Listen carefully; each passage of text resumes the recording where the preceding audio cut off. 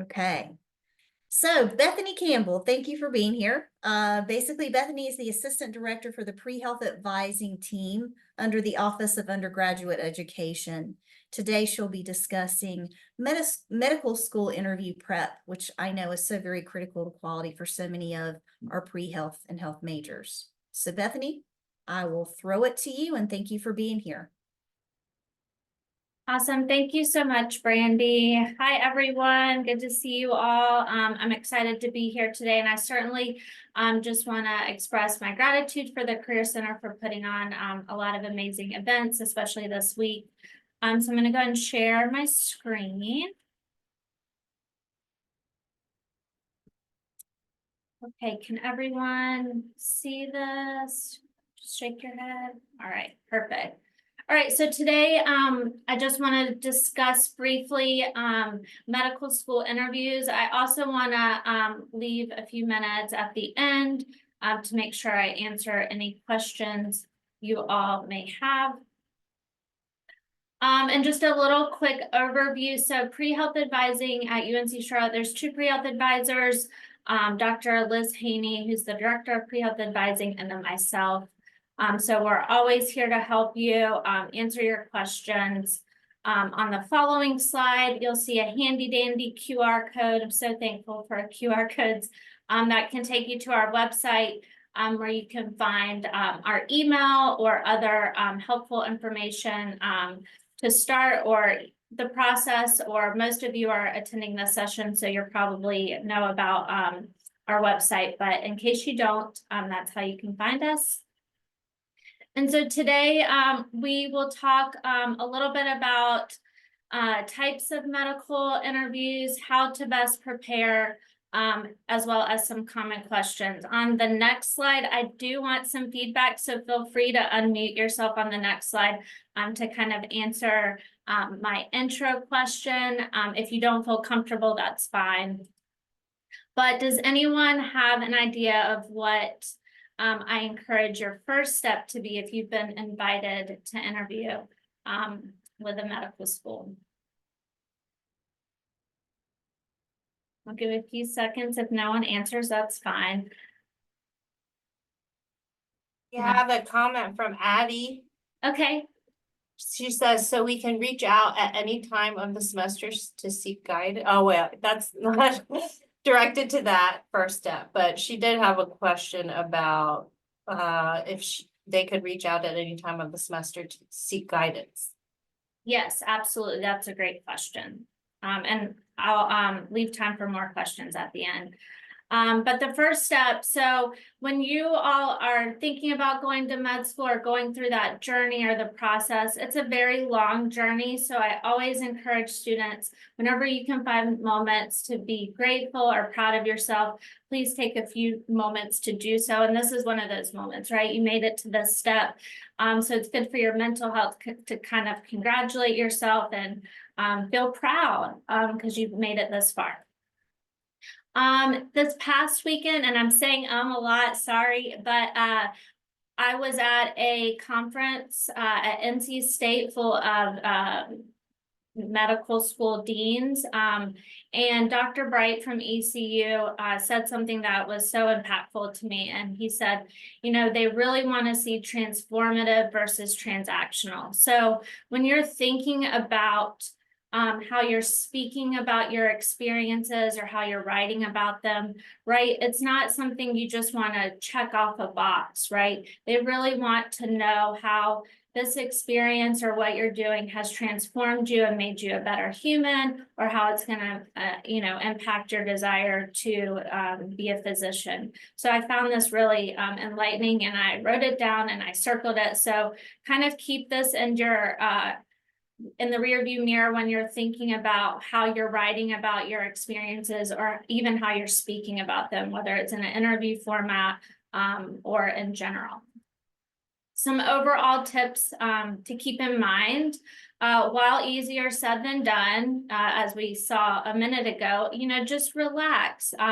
I know sometimes public speaking can be hard, or even just interviewing can be difficult, but just take a moment to relax. If you find moments throughout the interview where you get stumped, it's also okay to say, oh, that was a really great question. Do you mind if I have a moment to reflect, or just take a moment to get yourself together? Always be yourself. Again, this was discussed quite a bit. You're competing with a lot of students. This is a competitive process. All of you are very bright and can do lots of things, but it's always important to kind of be who you are, to be yourself, and to be authentic. That's really what they're looking for. Not cookie cutter answers, or just saying things that you think that they want to hear. Secondly, remember you're also interviewing the school. It's a two-way street. So this is a moment where it's okay at the end to ask questions. I'm going to get into this a little bit later on, but it is a two-way street. And then lastly, just have confidence. You don't want to come off as arrogant, but you certainly want to come off as confident. And those are two different things. So you got to this point, which means the school sees potential in you and they liked what they saw in your application. So it is a moment to kind of to be confident in who you are and how far you've gotten. So typically the purpose of the interview is going to be to assess your kind of communication skills, gauge your professional awareness and readiness. It's also a moment to clarify any puzzling questions raised from your application. And I'm going to talk about at the end about where this might be the best place or the best question to do this. Understand how you are choosing medical schools and what is important to you. So a minute ago, we talked about it's a two-way street. But not only are they trying to figure out if you're a good fit for their medical school, you also want to make sure that they're a good fit for you. Is this a school where you're going to be happy, where you're going to thrive? So we're going to talk a little bit about things you can do to make sure that you're a good fit, or to start researching the schools you're applying to. So interview day, this used to be done kind of in person. However, COVID forever changed us. So now most schools have continued to use virtual, and there's advantages and disadvantages to both formats. However, some of the advantages are that students, don't have to pay for traveling costs and hotels and things like that. I did find that most of the North Carolina schools are still using kind of that virtual format. So it's good to kind of be prepared for that as well. Interview day agenda, there's typically, and even if it's virtual, they can have multiple different kind of sessions throughout the virtual day.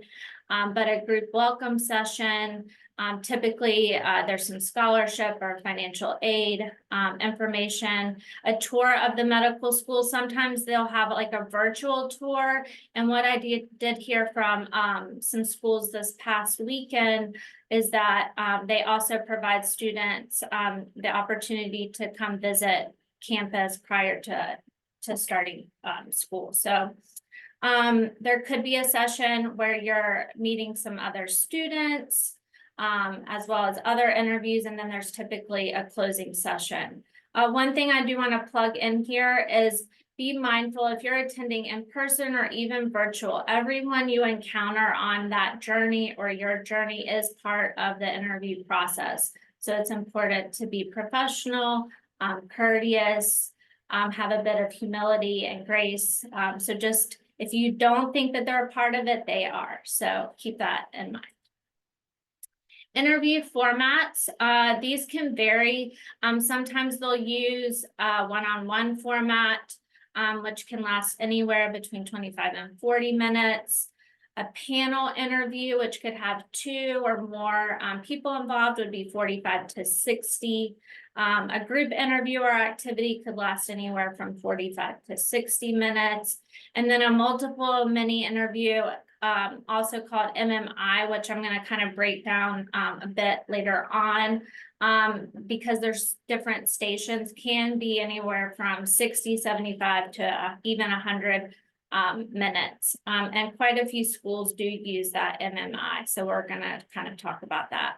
The student interview, again, just because if you're with other students, you do want to be professional, always be a good listener and take the time to speak, but you always want to make sure you are a good listener as well. And some schools can use combinations of the above, which we'll kind of see in just a minute. MMI, I did want to take a moment to kind of go over this. I did find this screenshot from the AAMC. If you haven't already, the AAMC has a ton of wonderful resources, free resources, and a lot of helpful information. But an MMI was developed by McMaster University, and it's an interview format that can consist anywhere of 6 to 10 interview stations, and each can be focused on a different question or scenario. While that may sound scary to some of you, it also provides you multiple opportunities to kind of become engaged, or if you feel like you did poorly in one, to kind of reset or refocus and do better the second time. And sometimes it's more than one good answer. I don't know, probably most of you took a psych course and there's multiple answers that are correct or good, but you're going to pick the best response or answer. So an MMI can feel less, which is good, like an interrogation, and more like a series of short networking sessions where you get the chance to show your true self. It's not uncommon for an MMI to simply become an interesting conversation between you and the interviewer. And so one student wrote that the best thing about MMIs is that even if you feel like you did bad in one interview, you can take a breather and start a new interview fresh and ready to go. And again, you're going to hear throughout, the best advice is to just be yourself and trust that giving your true opinions and responses will always be better than giving a cookie cutter answer. And so you can just start practicing this right now. Our Career Center is a wonderful resource, or if you have a friend, but just like working on those communication skills would be beneficial. I did screenshot from the AAMC, the MSAR, how our North Carolina schools are conducting their interviews. This is for this current cycle. And as you can see, most of them, we've got Chapel Hill and Wake Forest on this page that are doing virtual interviews, and you'll see MMI is consistently kind of throughout the typical interview day. So this is a common format throughout the interview process. Duke and ECU, also you'll see MMI or virtual. If you see the word blinded or closed, you probably would see blinded if they're articulating it to the student, but blinded is going to mean that the interviewer or interviewers do not have your background information, and that means they haven't seen your application, your MCAT score, your GPA, things like that. And an open file would mean that they have seen one or a portion or all of that information. And that can include, again, like your GPA, your experiences with your application, or your MCAT score. So everyone does something a little bit different. But that's kind of the 4 schools I wanted to touch on since they're North Carolina schools. Interview preparation. I can't stress this enough. And many of you know this because you've been preparing and getting to this point throughout the process, throughout your journey. But know your applications, right? Your primary application and secondary. It's really important to know what you wrote. I know ChatGPT is a lot of students use that, and it can be a helpful resource, but don't write things that aren't true or that you can't speak about. So make sure that you read and can articulate things that you put down on paper. And it's also important, you know, to know the medical school that you plan on applying to, know their mission statement, maybe know their mascot, know some things that they offer that are intriguing to you or that you're interested in. So that way that can be a part of some of your questions, or just, it's always good to kind of be familiar with the medical schools you're applying to. And it's important, some schools are part of a larger college or university, so get familiar with that. The best resource is going to be their website, the school's website, and to be familiar with the geographic area. And this can go back to making sure that, you know, you're also interviewing them, but they want you to get through medical school. They want you to become a doctor. So it's important that you're happy where you will be in medical school. So know the geographic area. If it's a place that's cold all year round and you don't like that, that may not be the best fit for you. So kind of knowing those things early on will help guide you throughout the process. Online, I thought this was important to bring up. Again, we have a lot of you are part of the virtual world, and that's great, but you do want to make sure this is going to be like an in-person interview if you are doing it online. So please make sure you're in a quiet location, that your background is simple with nothing distracting or divisive in the background.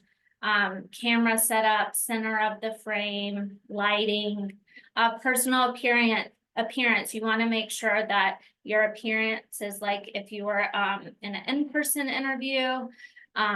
Practice the actual setup and answering questions. Some students may watch themselves or film it and then watch it back. And then the interview day, it's important to make sure you check your internet connection, and so you're not having any difficulties prior to the interview.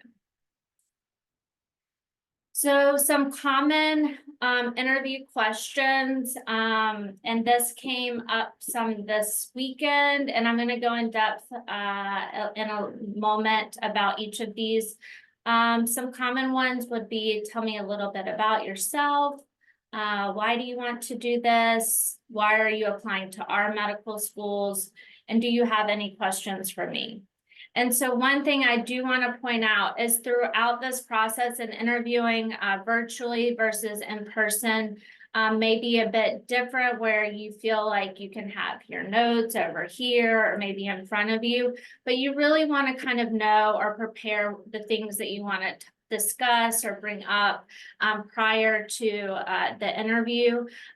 They did mention a student during one of their interviews had ChatGPT up, and they could see it in the reflection of the glasses, and they could tell the student was just reading line for line. Please don't do anything like that.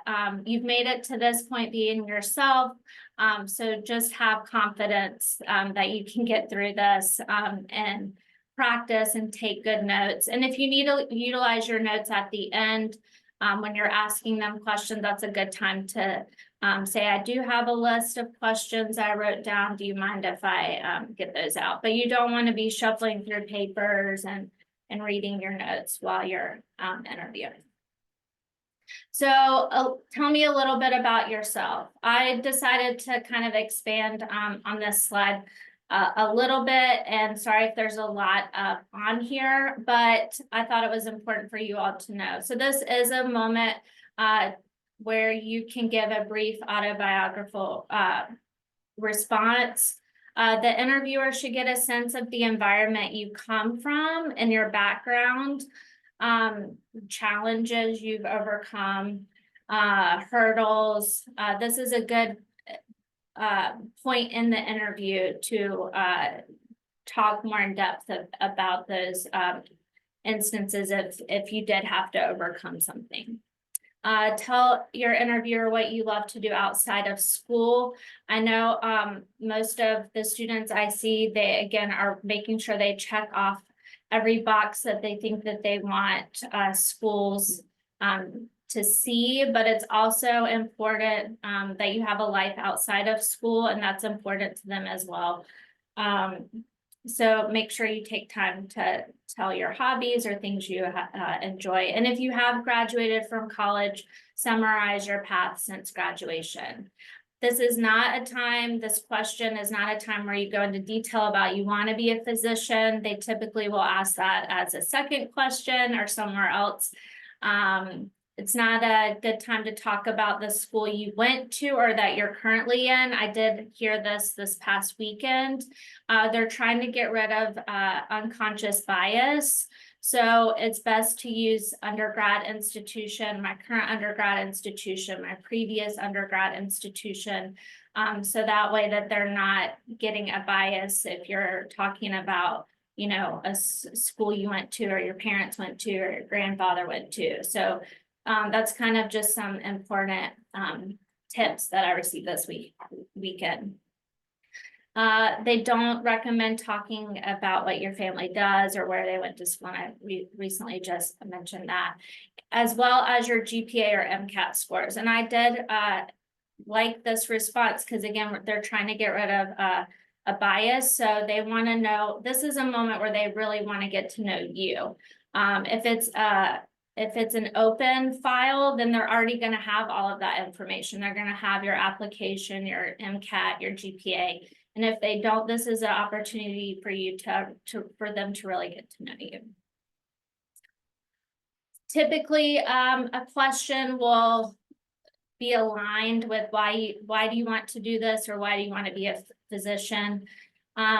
Even though you wrote a personal statement about this, they want to hear your reason in person.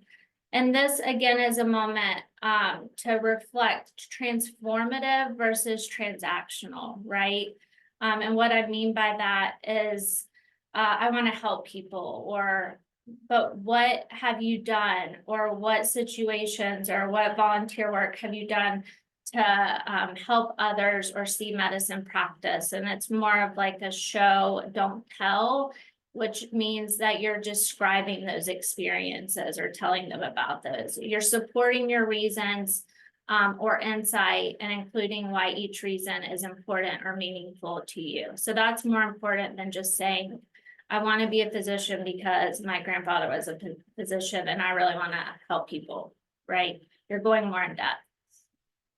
You can make the same points you made in your personal statement, but try not to repeat sentences from your essay. And this tends to be another common question. Why are you applying to our medical school? This answer should be very specific. For each reason you give, be sure to also tell why it is meaningful, important, or exciting to you. And this is where that knowledge from the school's mission statement and website comes in handy. For example, ECU, their mission is serving the underserved, right? So if you know that and your mission aligns with their mission, then you can speak to that a little more clearer or during this question. After giving this answer, it's okay to add 1 or 2 personal reasons. For example, if you wanted to attend this particular school because it's close to family, or maybe it's close to a sport or hobby that you enjoy. Those are things that are okay to list there as well. Interview advice. Enter that space with humility and gratitude. Be enthusiastic, energetic, and committed to the process. The number 1 advice throughout all of this, again, is to be respectful. You'll see a lot of don'ts at the beginning of this, but it's not a good idea to be late. If you're in person, don't carry what you don't need. I carry way too much stuff everywhere I go, and then I end up leaving it. So just don't carry what you don't need. Don't be arrogant. We want you to be professional, confrontational, and it's important to talk, but not too much. Be a good listener. And what I can say the most is do be prepared to the best of your ability, well-dressed, conservative, and it's important to be humble, gracious, and honest. The admissions team or interviewer, they're very smart. They know what to look for. So definitely being dishonest is not going to serve anyone well. So make sure that the things that you speak about or that are listed in your application are true and forthcoming, because that will show in the interview later on. And I did want to put a quick plug for our awesome Career Center. They do have opportunities to schedule a practice interview where you can make an appointment with a career coach, utilize Big Interview, participate in a mini mock interview as well. So they do a lot of amazing things there. And this is where the Career Center is located. And then pre-health advising, we're actually on the other side in Culver North. So both of our offices are pretty close together. And again, here is our website. And let's see, 15 minutes for any questions that you all may have. Let's see. So that's the end. Thank you, Bethany.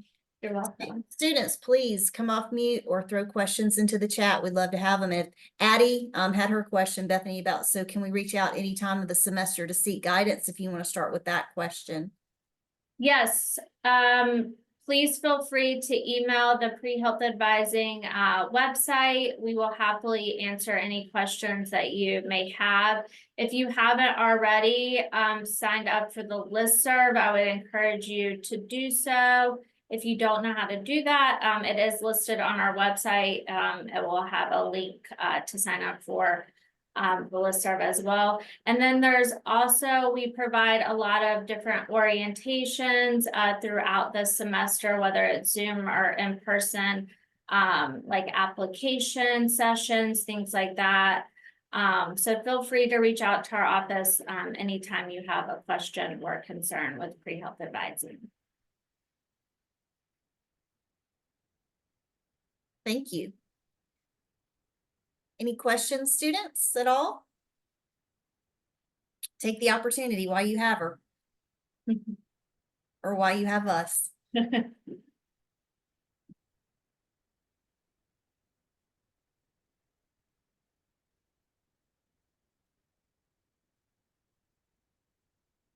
Okay.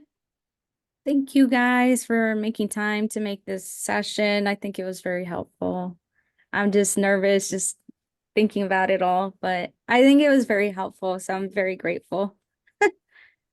Thank you, Addie. And I can only imagine how nervous I would be if I were doing a medical school interview. So I think the big takeaway is to just be true to who you are and know if you've made it to this point, you've done enough to get their attention. It's just working on how you communicate that kind of information to them. But you've got it.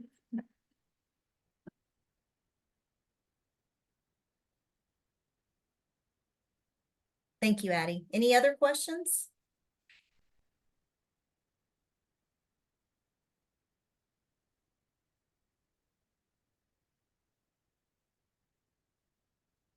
Okay. Well, we appreciate everyone joining us today. Bethany, been wonderful. I've learned even more today myself. Thank you for the nuances and adding to the flavor since you had just been to that conference. So that's wonderful to have such current news and updates and tidbits. So thank you for your time. And just let us know what else we can do to help you guys. Thank you, Brandy. Thank you, everyone. Thanks, Bethany. Thanks, Have a great Brandy. Thank Have a good you. day. Bye. Bye. Bye-bye.